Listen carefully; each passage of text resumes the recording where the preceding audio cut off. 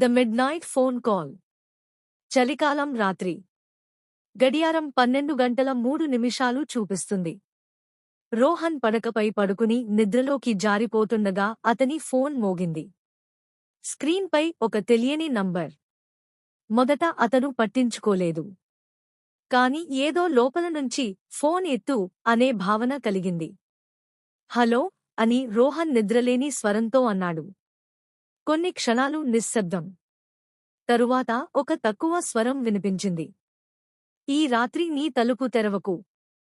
రోహన్ ఒక్కసారిగా లేచి కూర్చున్నాడు.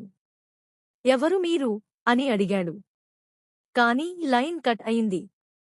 ఎవరో పిచ్చివాడు ప్రాంక్ చేస్తుండాలి అనుకున్నాడు. కాని ఆ మాట మాత్రం చెవుల్లో మార్మోగుతూనే ఉంది. నీ తలుపు తెరవకు. ఇంకా 5 నిమిషాలు గడవకముందే తలుపు మీద సున్నితమైన తట్టింపు వినిపించింది. రోహన్ గుండె వేగంగా కొట్టుకుంది. తట్టింపు మళ్లీ వచ్చింది, ఈసారి గట్టిగా. ఎవరు అని అడిగాడు. సమాధానం లేదు. తలుపు పీప్హోల్ ద్వారా చూశాడు. బయట నల్ల కోటు వేసుకున్న వ్యక్తి నిలబడి ఉన్నాడు. ముఖం కనిపించడం లేదు. కదలకుండా గమనిస్తూ ఉన్నాడు.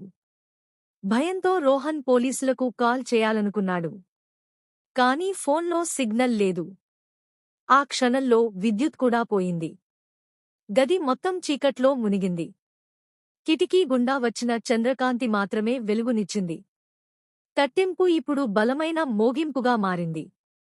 రోహన్, తలుపు తెరువు. ఆ స్వరం లోతుగా, చల్లగా ఉంది, కానీ పరిచయం ఉన్నట్టుంది. నా పేరు నీకు ఎలా తెలుసు అని రోహన్ గట్టిగా అడిగాడు. ఎందుకంటే నువ్వే నాకు ముందుగా కాల్ చేశావు. రోహన్ అవాక్కయ్యాడు. నేనా? ఎప్పుడు? నీ ఫోన్ చెక్ చేసుకో అని ఆ స్వరం చెప్పింది. తడబడే చేతులతో రోహన్ కాల్ లాగ్ ఓపెన్ చేశాడు. అతని చివరి అవుట్గోయింగ్ కాల్ అదే నంబర్కు వెళ్ళినట్టుంది. సమయం రాత్రి 11:59. ఇది ఎలా సాధ్యం అని అతడు ఆశ్చర్యపోయాడు. కాసేపటికి తట్టింపు ఆగిపోయింది. చుట్టూ నిశ్శబ్దం. అతను పీప్హోల్ ద్వారా మరోసారి చూశాడు. హాల్లో ఎవరూ లేరు. నిశ్వాసం విడిచాడు. కాని వెంటనే ఫోన్ మళ్లీ కంపించింది. అదే తెలియని నంబర్ మళ్లీ కనిపించింది. ఇప్పుడు ఏమి కావాలి అని భయంతో అడిగాడు. ఆ స్వరం ఈసారి ప్రశాంతంగా చెప్పింది. నువ్వు తలుపు తెరవాల్సింది, రోహన్.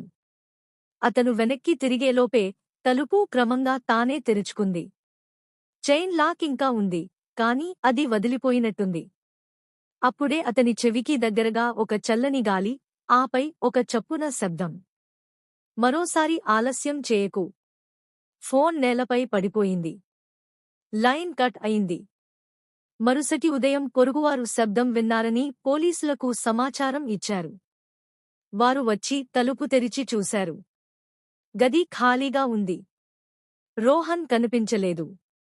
అతని ఫోన్ నేలపై ఉంది. స్క్రీన్పై మాత్రం ఒకే మెసేజ్.